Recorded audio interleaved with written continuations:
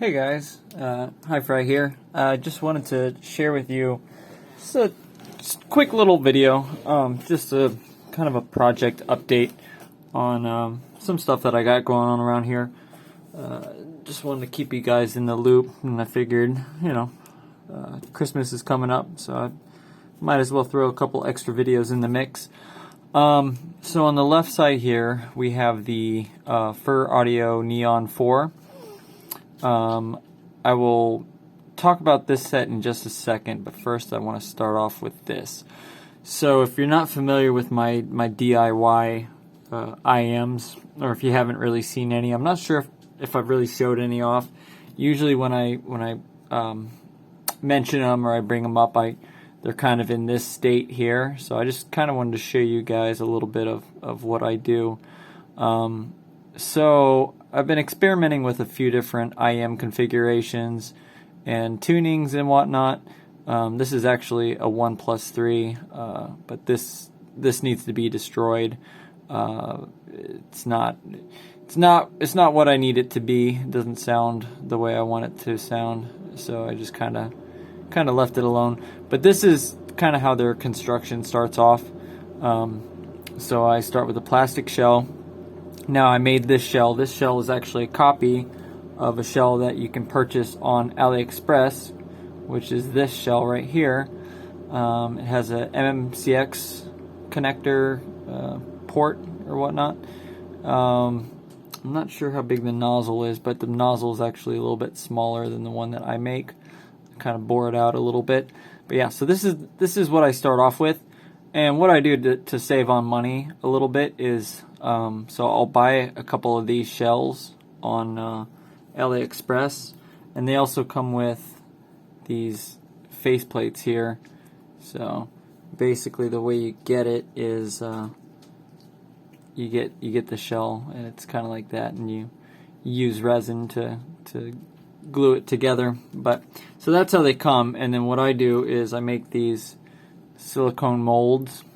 Okay, so I take them and I pour silicone in, and I make molds of the IEMs, and then I essentially copy the shells.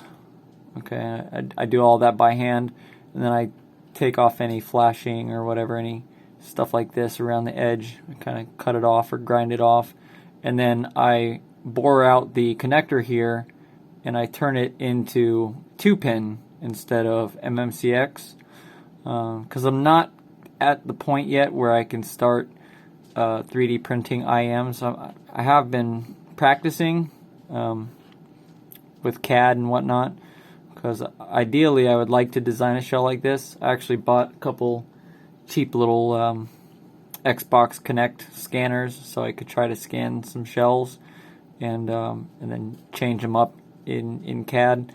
But anyway, so yeah, so these are the shells, but right now I copy everything by hand. And for example, I have like these. So this is the what is it, the Soft Ears volume. Okay, so this is a copy of the Soft Ears volume. It's pretty rough because after a few of these molds or a few of these castings, the molds start wearing out, and so you start to get these imperfections and whatnot, and then you have to kind of grind them off. But it does work, and you can get a few shells out of each mold. So anyways, that's what I work with, and this is basically how they come out. So they come out, and you got to drill them out, sand them down. It takes a few minutes. Just sand them real quick and clean them up, and then you can start putting the drivers inside. But anyway, with all that being said, I just wanted to show you what the final product looks like. So let me move these out of the way real quick. So this is my 1+3. I'll move them this way. This particular set has a 9.2 millimeter dynamic driver. You can see they're crystal clear. There are 2 dampers in the IEMs. So let me just move them forward a little bit. So I have 2 dampers in here. This is the new tuning design that I went with. I really like it. It requires some adjustment, so the next set that I manufacture, I'm going to kind of tweak it a little bit.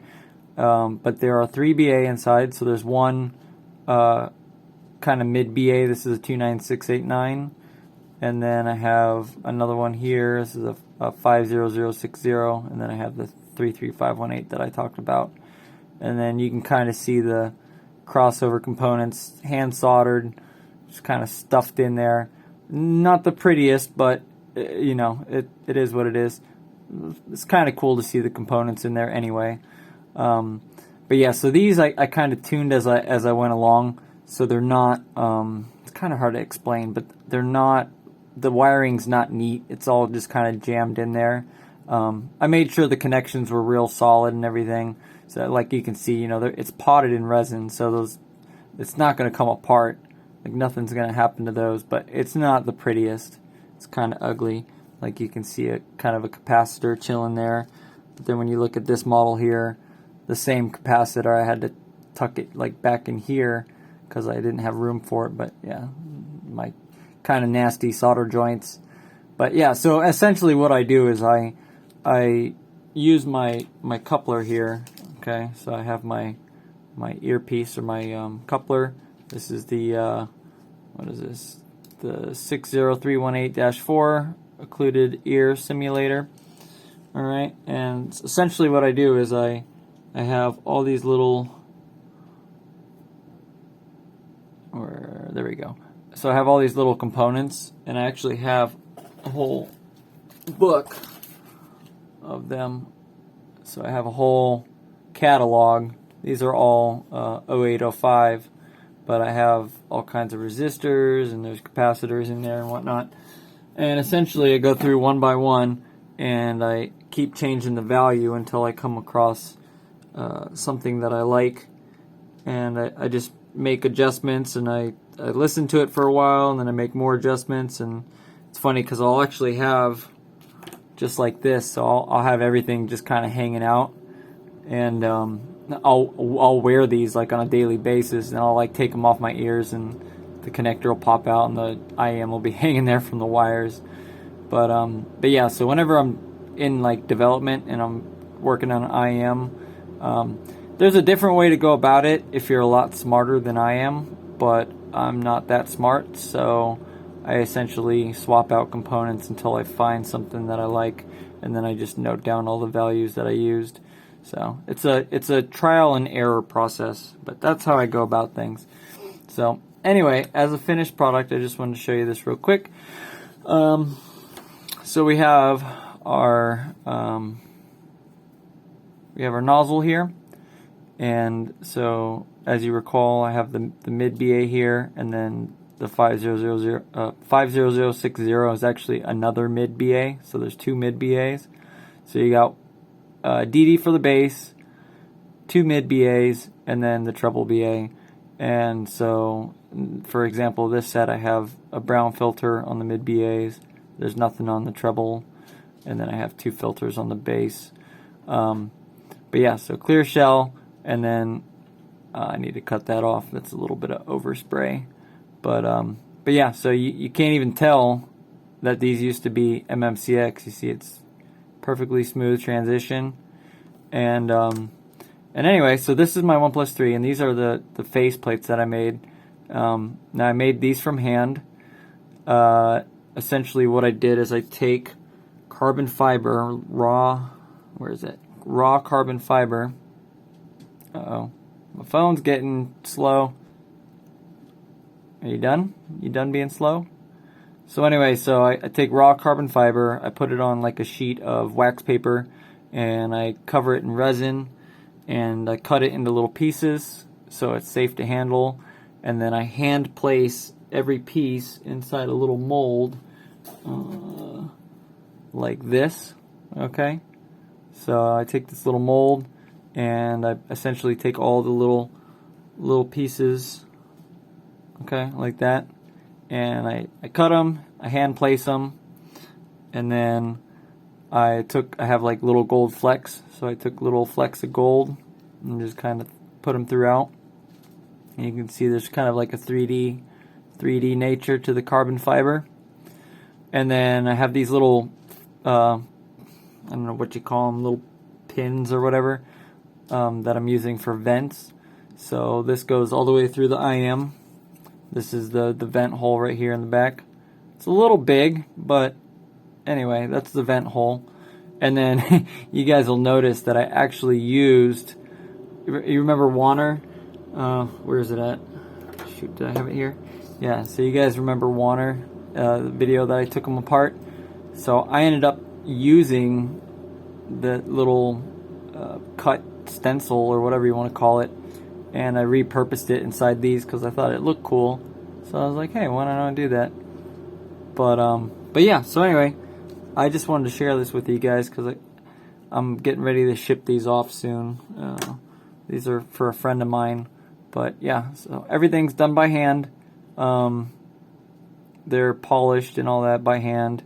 And yeah, pretty much potted in resin. You know, there's imperfections. I'm still getting the hang of it. Plus, sometimes I'm in a hurry. I'm not, you know, being the most careful. So, like, I got bubbles in there and whatnot. You know, there's imperfections. But anyway, yeah, it's all done by hand. I got all my rubber tubing in there and these little caps that go over the dynamic drivers. I make those too. Those are from another IEM teardown where I took the part and I cloned it. And I have a little mold that I pour the resin into. And then I can clone the cap for the DD.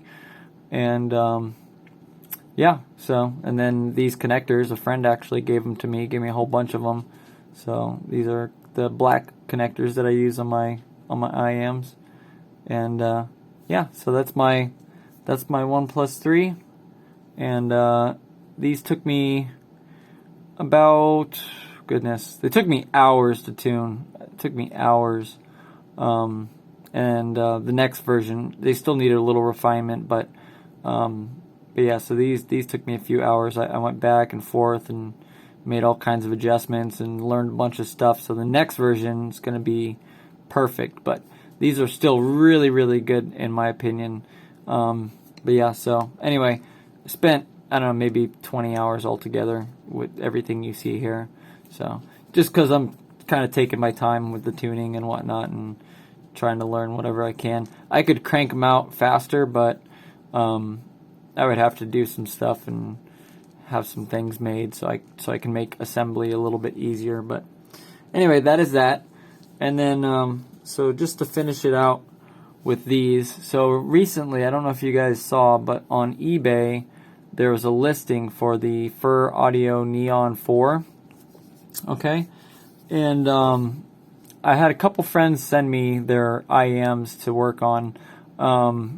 So brand new, these are pretty expensive, but there was a whole thing that happened where a shipping company ended up keeping them, and so they sold them on eBay, and none of them have faceplates. They're all hollow, so you can't actually see inside them, or I mean you can see inside them, and the components aren't protected. So I had a few people hit me up and they said, "Oh, hey, can you make faceplates for me?" So yeah, I said, yeah, I can do that. And anywho, long story short, I have tried. Oh my God, I have spent so much time trying to. Where are they at? Oh, I don't think I have them around here.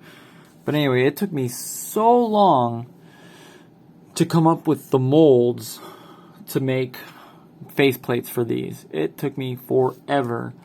And anywho, I wish I could find them to show you guys. I'm looking around, but I don't see anything within arm's reach that I can show you.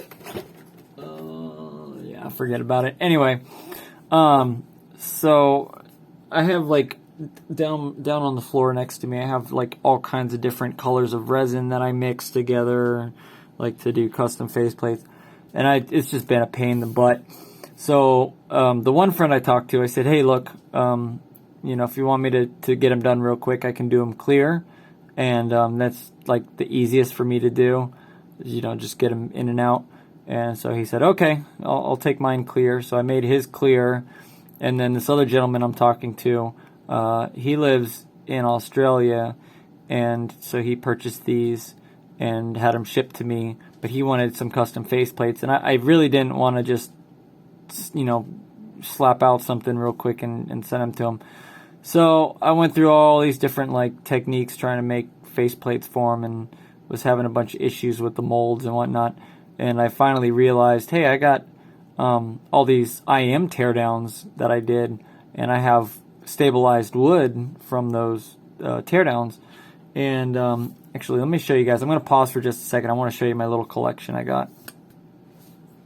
All right, so I'm going to show you a couple things real quick. So this is, let's see, I don't know if I can zoom out. Oh yeah, I can. Sweet. All right, so this is my box of torn down IEMs and just like shells and stuff. So you see here, like, there's the faceplate for the volume, CCA. I got the 0. These are like my prizes, like my trophies. And then I have more expensive IEMs here. I got a, I think this was from 12. Come on, 12 BA. And then this is my Fastest Trio. This is a $500 IEM. So anyway, so over time I've collected a lot of these little like face plates and stuff. And so whenever possible, I try to repurpose parts. Sometimes, you know, they get damaged like this, and so I can only use like a little piece of them.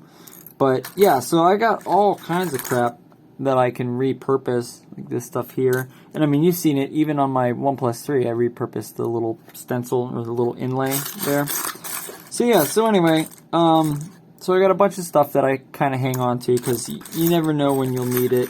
And then also when I'm tuning stuff, so I got like different shells, you know, the melee and whatnot. So yeah, so I went through and I found some face plates that I had, and they were stabilized wood, so I ended up using the stabilized wood for that. But so this is the last thing I wanted to show you. This is my box of shells that I've made. Some of them are just copies that I just wanted to mix resins and kind of see what the colors came out like. So these are really old. These are like almost 2 years old now. But this is the TRN BA5. So you can see you got some weird colors in there. But this resin isn't, well, actually it's pretty hard now, but this resin wasn't the best quality. And then this is the Fastest Trio. So I did a copy of that shell. And then I did this kind of design with gold and stuff. So I experiment with different colors and whatnot, and different materials, different like flakes and stuff like that. And then I have some of these. This is the TRN X7 that they made. I copied these shells too. And so yeah, so you can kind of see some of the thought process and just some of the stuff that I did. This is actually the Audio Voyager 3, and so I made a copy of this shell. This was one of my first copies, so it's not very good, but yeah, so played around with that, and eventually I'd like to get back to maybe doing something with these. And then these are some of my more recent ones. So this is the clone of the shell that I bought on AliExpress, and this is a newer, better quality resin that I'm using. This is actually a 3D printer resin. And then I have some 3D printed shells that I found on like Thingiverse, and then playing around with various nozzles. So I keep all the nozzles from IEMs that I use. And yeah, so just all kinds of little knickknacks and stuff like that. And you can kind of see some of the stuff that I hang on to, but yeah, I got a whole bunch of them. This is the Tri-Meteor / Legacy 2 shell. So I cloned this one as well, and I actually have a prototype somewhere that I'm actually working on with that shell.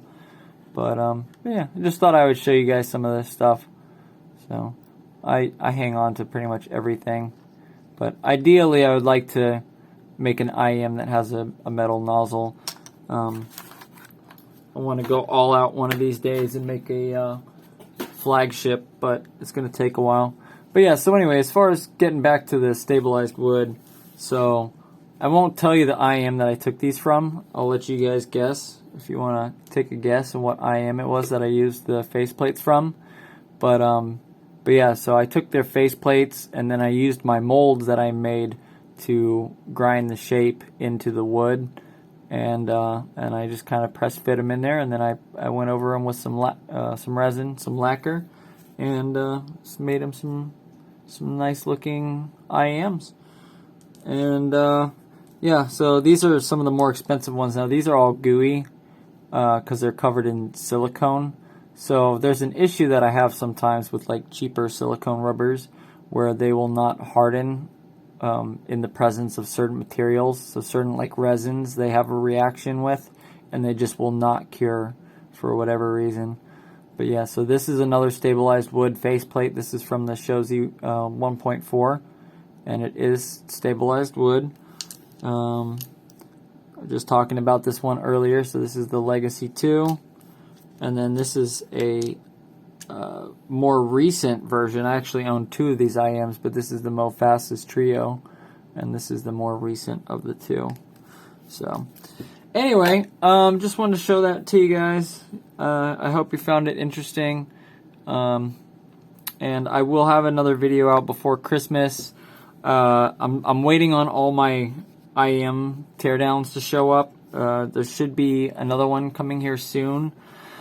But unfortunately, I don't think I'm going to have anything else before Christmas. I will do the A-Full Performer 5. I will probably actually do that one on Christmas Day.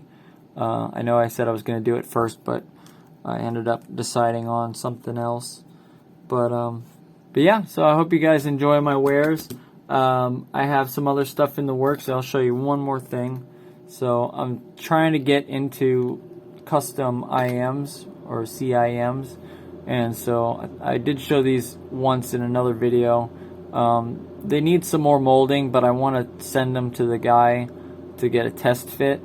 They're a little big and bulky. He does have big ears, but the shells themselves are kind of big. But anyway, so these are molded using his impressions, and they are a combination of hand molded and 3D printed.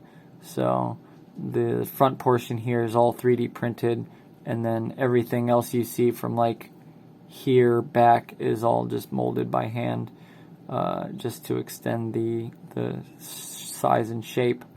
But yeah. So anyway, so those are the customs.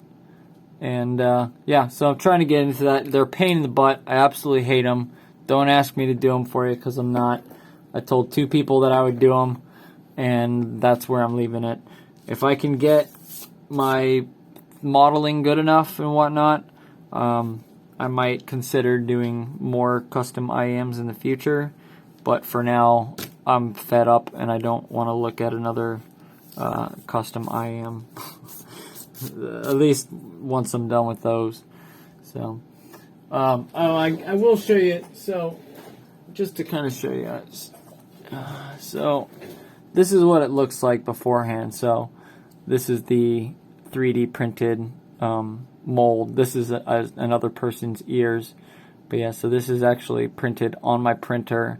And then you have this ear shape, and I essentially cut away at all the parts that I don't need, and then I extend everything else, and I have to build the back and all that, and I usually fill in like the little earpiece and whatnot. But yeah, so anyway, that's what they look like. Kind of goes from that and ends up like something like that.